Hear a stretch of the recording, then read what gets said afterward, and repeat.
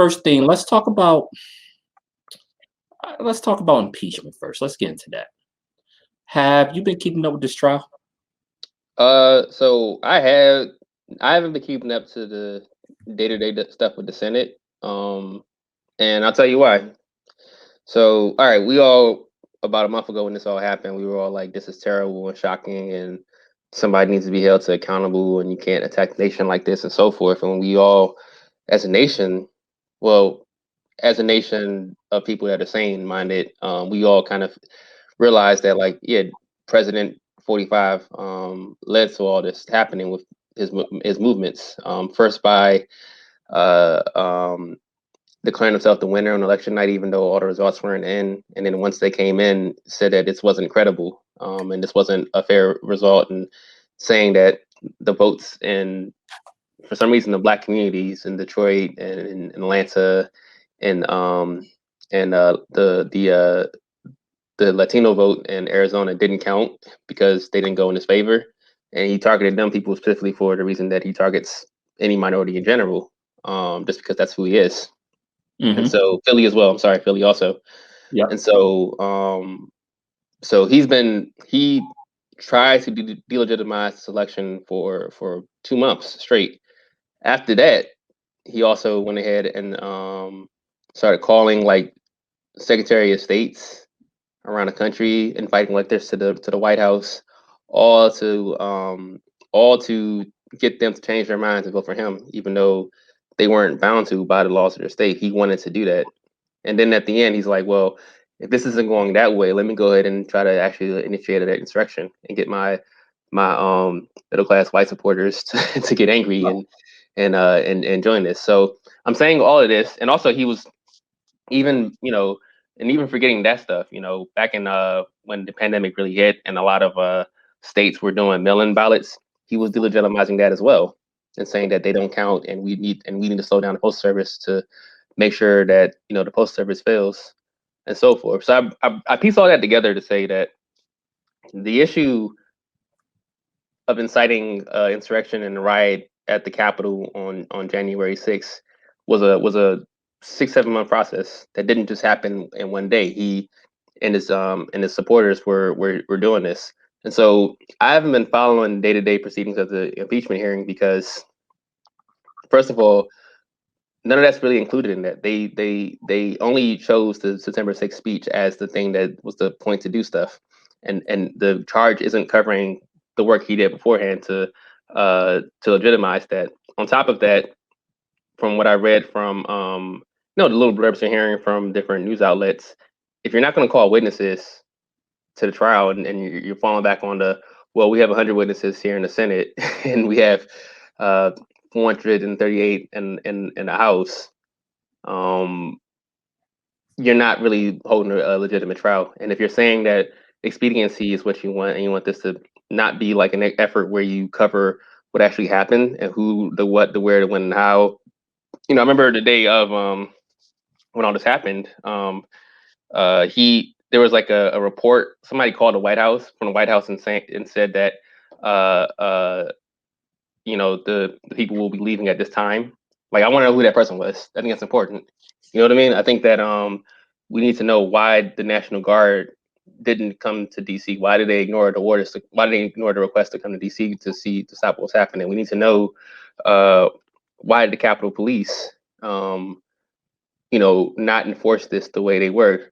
Why were they so like flat-footed against this, considering that they announced it for a very long time that this was happening? Like, I remember seeing tweets from people before the event happened that said that, yeah, we're doing this on this date. Yep.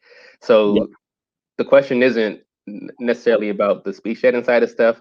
The questions that I want are, all right, who in the White House was actually like backhandling this? Who in Congress is backhandling this? Get those people, subpoena those people, bring them on record, and have them talk about what happened.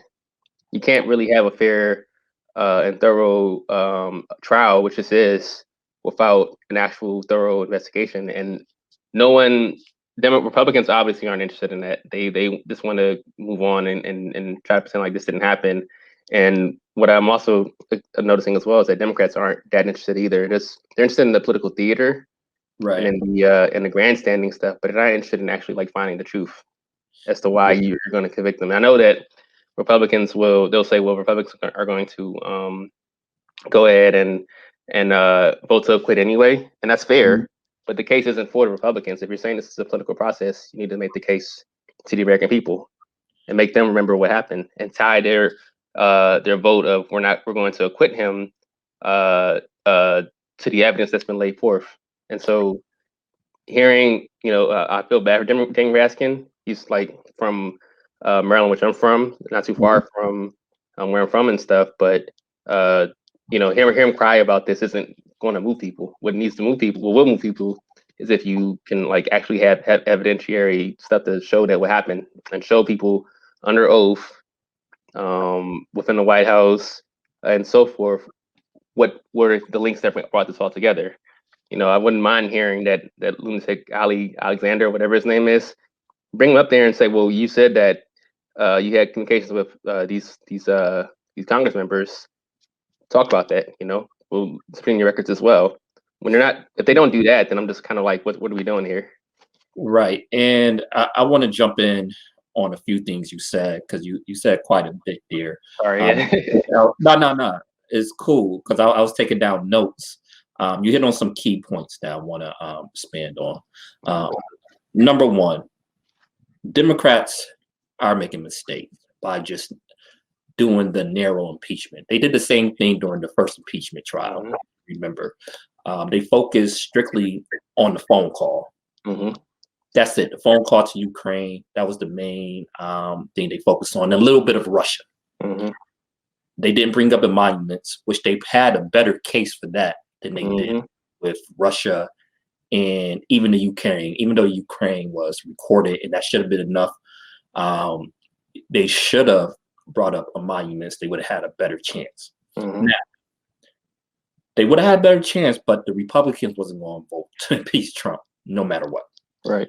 That just wasn't going to happen. Number two, that I want to touch on what you said. Yes, this was a buildup. This wasn't new. The Capitol attack.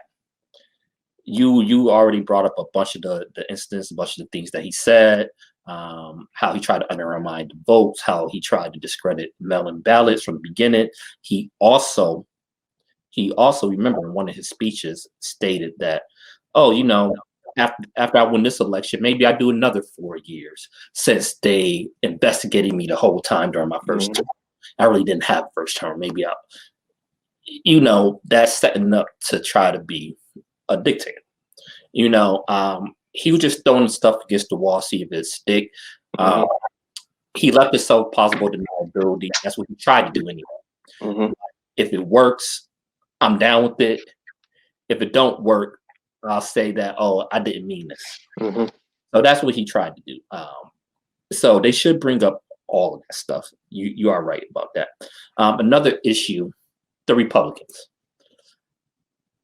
Democrats seem like they never learned their lesson, right? They seem like they might be learning a little bit now, but never trust Republicans. Don't trust McConnell. They will actually hope by Democrats that McConnell will vote for it and will inhibit the trial. Silly mistake. Silly mistake. Why would you trust McConnell? Ever. He's not the only one. Lindsey Graham, you remember during the 2016 election and the hearing for Mayor Garland, right? He said, if this was the opposite way around, I would make the same decision with blocking the Supreme Court seat. Well, what do you know? Ruth Bader Ginsburg passed away. Same situation. And what does he do? He does the exact opposite, because he's a hypocrite. They don't care about hypocrisy. So it should be no surprise that a lot of the Senate Republicans that said they would be open to this, once they get the political pressure, flip. Simple. That shouldn't be a surprise. Also, it seemed like they got away from focusing on some of the members of Congress that helped Trump in this path as well. Josh Hawley, prime example. Ted Cruz, prime example. Everybody's focusing on Taylor Greene right now, And this is like, people say this bad for the Republican Party, but it's actually good for specific members because she's so outrageous. And the media is focusing so much on her. They're giving people like Josh Hawley and Ted Cruz a pass. They're not talking about them no more. Because remember, Lindsey Graham too. Lindsey Graham actually called the Secretary of State in Georgia. They getting a complete pass with this. So why would they vote to impeach Trump when most of the Republican Party had a part in it? Now, there was some exceptions, but most of the Republicans stayed silent, even though they knew what Trump was saying was false. So that's my thoughts on it. Yes, Trump should be impeached. Is it? I have mixed feelings, and maybe you can jump in on this too about how impactful it would be. Yes, if he get convicted, they can make it so that he can't run for office again, which is big, and it might set a precedent. But the fact that Trump was able to do everything he was able to do while he was in office is a bigger problem and kind of exposes some of the flaws we have in our system.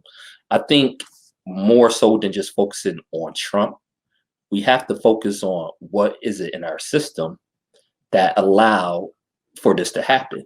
To me, I always thought the executive branch have too much power, way too much power right now. You shouldn't be able to just bomb countries without the authority of Congress. Congress is supposed to be able to declare war, but they got it now with War Powers Act, where the president and the executive branch can just bomb a country by saying, oh, this is in our national security interest, and because there's no ground troops, that technically is not war. Where if you blowing people up, to me, that's war. So it's a bunch of stuff right now that we need to focus on. But I know I went on a little tangent there. Go ahead, bro. No, I agree with what you're saying. I think that to me, like, all right, you can't the biggest thing that was important, what you said out of that was that you wanted to find like what exposed these things, what caused this problem, right? And so you can't do that if you don't actually like thoroughly look into what led up to this. So if you don't like subpoena White House aides that probably know a lot more than what they're leading on, if you don't subpoena these people and bring them to the front and say like, yeah, I'm pleading the fifth, so I can't say this, or yeah, I'm scared of going to jail and lying to the U.S. Senate on a public platform. I'm going to tell you what happened and what the involving people were and so forth. And you also got to remember that even though he's a Trump supporter, a police officer died there, and a lot of other police officers got injured. A lot of people got injured. These are things also that are criminal charges, and you can tie these things to the actions of the executive branch. And if you don't hold people accountable, this is going to happen again. You're going to have people come up again and think that this is okay to do this because they didn't see as many consequences from this as there should have been.